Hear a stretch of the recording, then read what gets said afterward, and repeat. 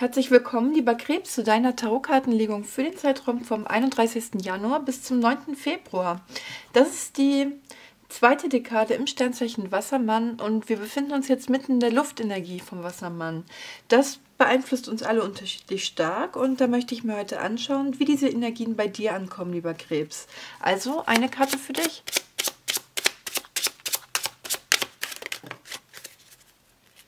Das Rad des Schicksals. Du wirst es in dieser Dekade mit interessanten Kehrtwenden zu tun haben. Es könnte sich hier etwas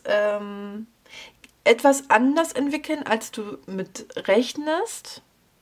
Aber es sind halt so Knotenpunkte, ne? Hier gibt es Ereignisse, die sich zusammenfügen und sich dann plötzlich ganz anders auswirken können. Und das hat letztendlich den Sinn, dich auf den richtigen Weg zu führen, dich auf neue Gedanken zu bringen, dir ein wenig den Weg zu weisen. Es ist dein Schicksal, ne? Dein Schicksal wird sich in dieser Dekade bemerkbar machen.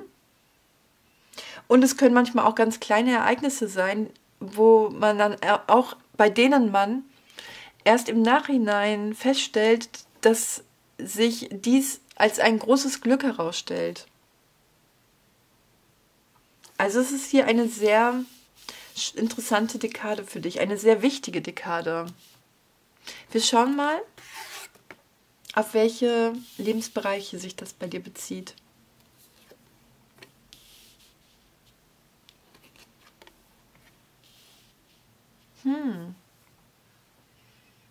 Du möchtest gerade aktuell sehr vorsichtig vorgehen. Du möchtest taktisch klug vorgehen, auch weise. Du hast gewisse Ziele. Du weißt, was du willst. Aber du hast auch Geduld. Du möchtest jetzt nicht unbedingt alle Dinge sofort erreichen. Aber du weißt, was du möchtest.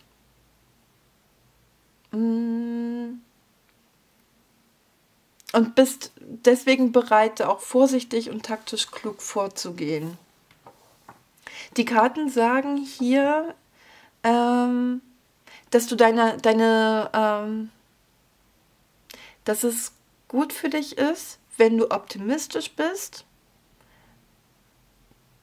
wenn du engagiert bist, motiviert, wenn du deiner Leidenschaft Ausdruck verleihst.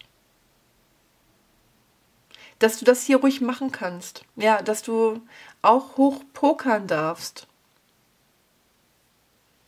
Und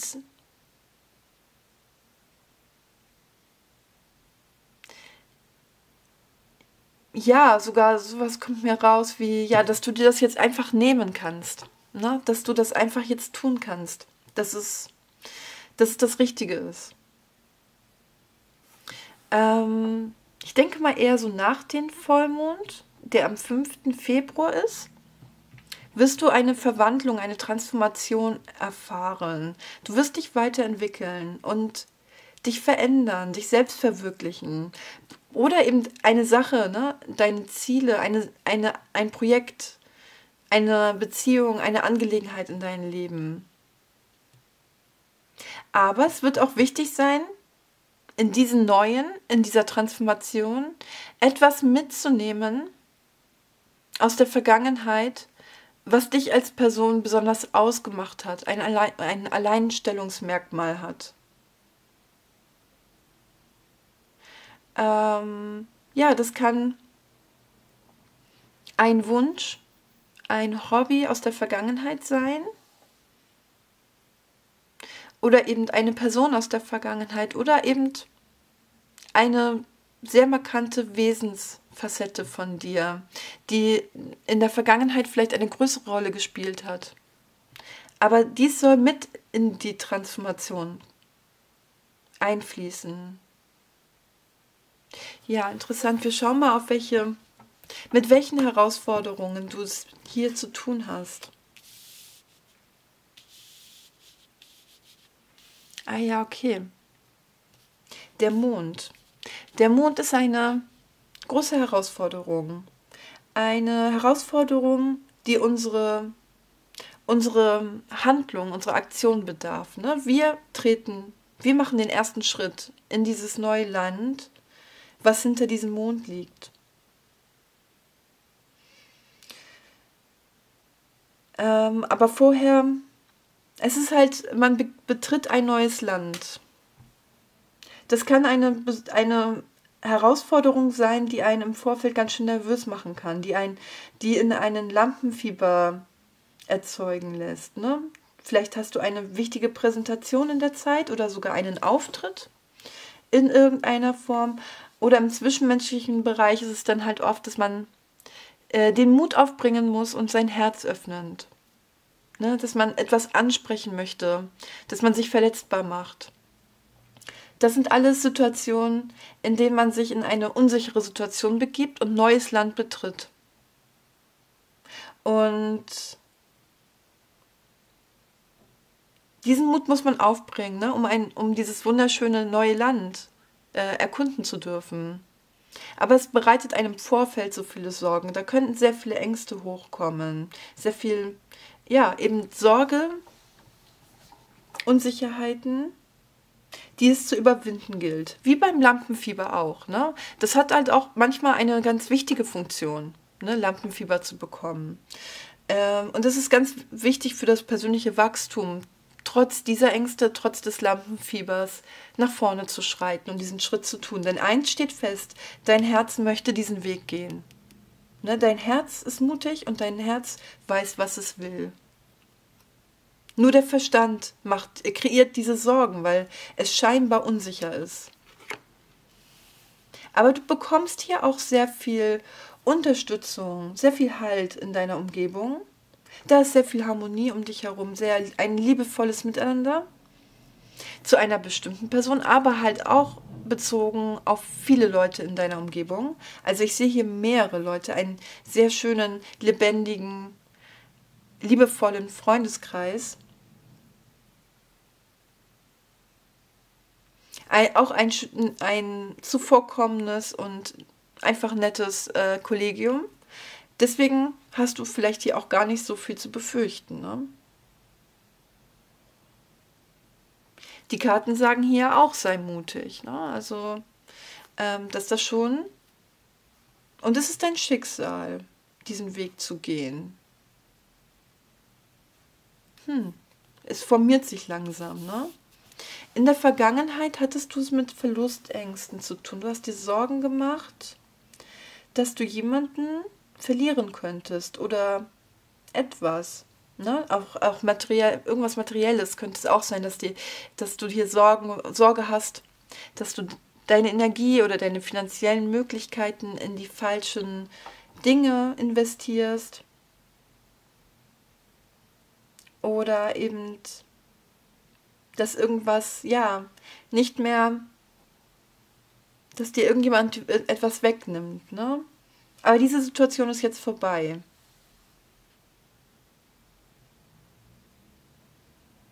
Aber das hat dir halt auch den Mut gegeben, weiterzugehen und dich einer neuen Herausforderung zu stellen.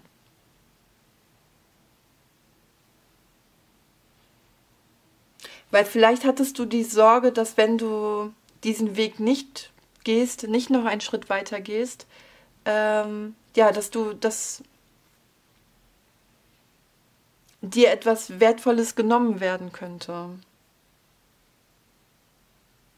So kommt es mir hier so ein bisschen vor. In deinem Bewusstsein eine Königin der Stäbe. An diese Person denkst du viel. Die Königin der Stäbe kann sich entweder auf dich beziehen, auf dein Selbstbild, an das du dann viel denken würdest. Oder die Königin der Stäbe bezieht sich auf eine Person in deiner Umgebung. Ein Feuerzeichen. Schütze, Löwe oder Widder. Muss aber nicht unbedingt ein Feuerzeichen sein. Ne? Wir haben ja letztendlich alle Temperamente in uns und manchmal müssen wir ein anderes zeigen als unsere ursprüngliche Natur. Du bist ja ein Wasserzeichen, du wärst eigentlich die Königin der Kelche, aber vielleicht erwartest du aktuell von dir oder möchtest du einfach die Königin der Stäbe sein. Wir schauen uns das mal an. Was denkt die Königin der Stäbe?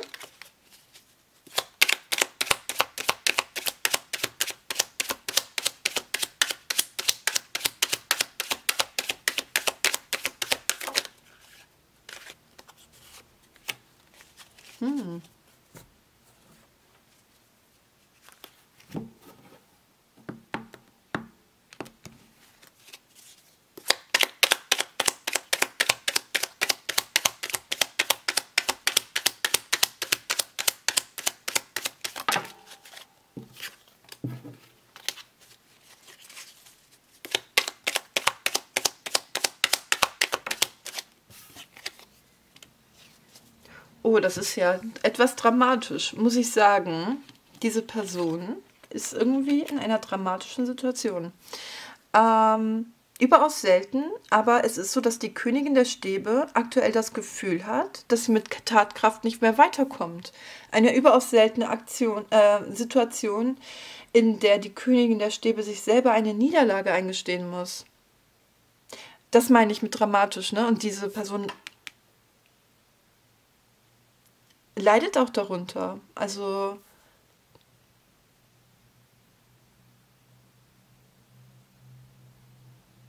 aber es ist halt auch so, dass die Königin der Stäbe bereit ist, sich ihrem Schicksal zu ergeben. Ne, ich finde das überaus dramatisch. Ne? Es ist halt noch diese Königin der Stäbe hat Würde. Also,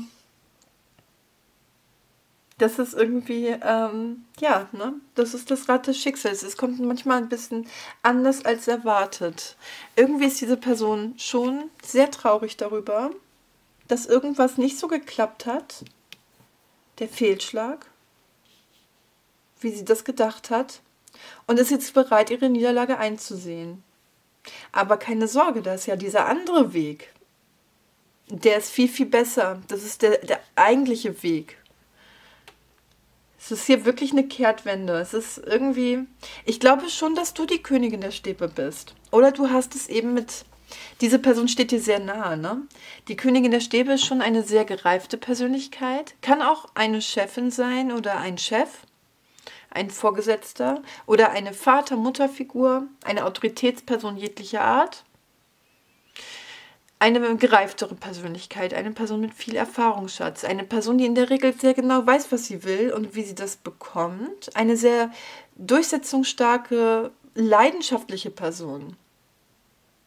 Eine Person, die auch in der Liebe sehr leidenschaftlich ist und auch dort weiß, was sie will und sich nicht scheut, ihre Wünsche und Bedürfnisse auszudrücken.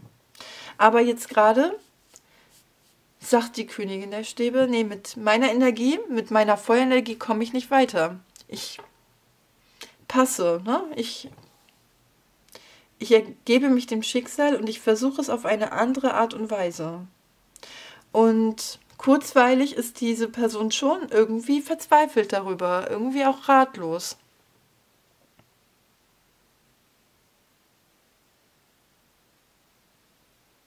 Wir schauen mal, wie das weitergeht. Ja, hier der Turm spricht von großen Umwälzungen, also großen Umwälzungen. Ne? Das kann in eurem Leben sich groß anfühlen oder ist es auch manchmal eine kleinere Umwälzung. Also in eurem konkreten Leben wird sich das verschieden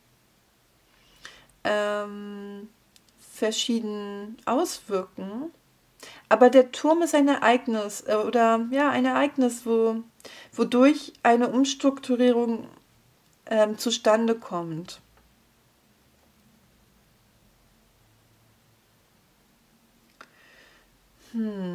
Es ist auch eine plötzliche Erkenntnis, es ist auch etwas Überraschendes, was auf einen zukommt. Ne? Es ist deswegen auf den ersten Blick erstmal vielleicht auch nicht unbedingt angenehm, aber letztendlich führt der Turm oft zu einer Art Befreiung.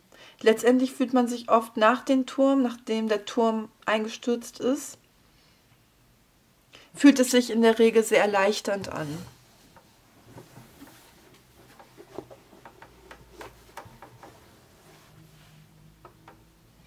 Ne, wenn man dann anfängt, die Scherben zusammenzukehren, kann man danach wieder etwas ganz neu aufbauen. Und das kann sich sehr positiv anfühlen.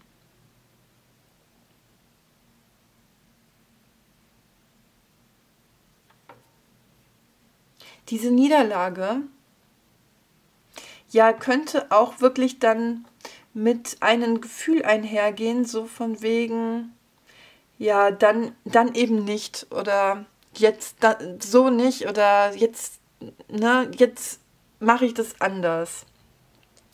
Ich könnte mir zum Beispiel mit diesen Energien vorstellen, dass du versucht hast, auf der Arbeit eine höhere Position zu erlangen, irgendwie eine Beförderung zu erlangen und dass das einfach nicht funktioniert hat und du jetzt einsiehst, okay, wenn ich hier nicht befördert werde, dann kündige ich halt und mache was anderes. Sowas könnte ich mir hier zum Beispiel vorstellen. Natürlich werden die Situationen sehr, sehr verschieden sein. Aber man hat sich hier um etwas bemüht, das hat nicht geklappt. Und jetzt geht man einen ganz anderen Weg. Und dieser andere Weg fühlt sich sehr, sehr radikal an, vielleicht, ne? Aber führt letztendlich viel eher zum Ziel. Ja. Bezüglich dieser Angelegenheit in der Vergangenheit hast du dazu geneigt, dir etwas vorzumachen. Irgendwie hattest du nicht alle Informationen. Und das war das Problem. Irgendwie gab es hier eine Undurchsichtigkeit. Irgendwas konntest du nicht klar sehen. Du konntest es einfach nicht richtig einschätzen, weil du weil du irgendwas nicht wusstest. Und hier kommt jetzt zwischen den 31. Januar und den 5. Februar wirst du ganz klar sehen, was da los war und den Schleier lüften und ganz klar sehen, was jetzt eigentlich Fakt ist. Plötzlich kannst du der Realität besser ins Auge blicken. Und das führt zu einer plötzlichen Erkenntnis, die dann halt eine sehr interessante Veränderung einleitet, die dich aber auf den eigentlichen Weg des Schicksals führen soll. Ne? Also jetzt fügt sich das hier alles. Diese Veränderung wird wahrscheinlich von dir hervorgerufen aufgrund einer Erkenntnis nach dem Vollmond.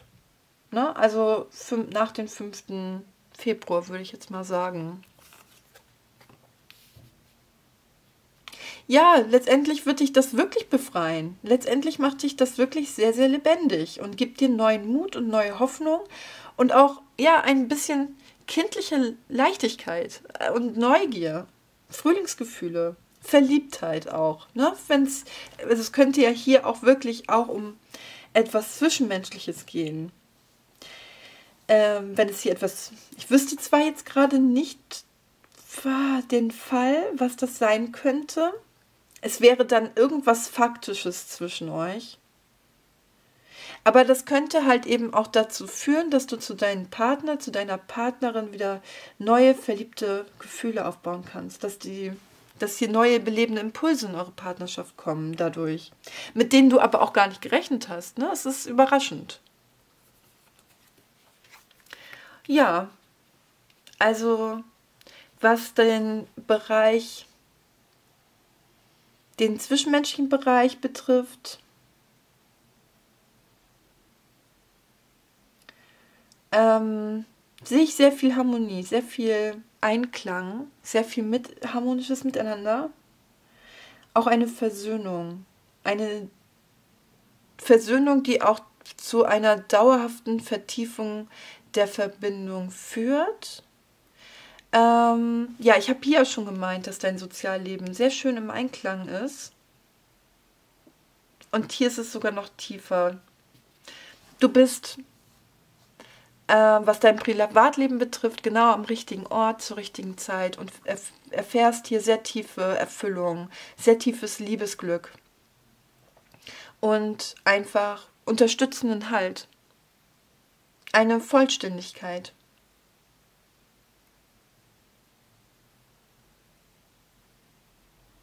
Also das ist wirklich sehr, sehr schön.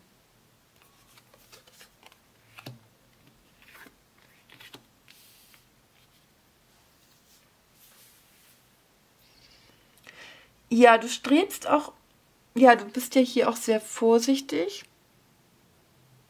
Du transformierst ja dann, du strebst auch eine bewusstseinserweiternde Erfahrung an. Also irgendwie wirst du das hier, dass du hier die Wahrheit erfährst, als doch sehr positiv auffassen. Also wirst du hier doch sehr begrüßen, auch wenn die Wahrheit auch manchmal unangenehm ist, ne? Aber du bist jetzt auch entschlossen daran zu wachsen.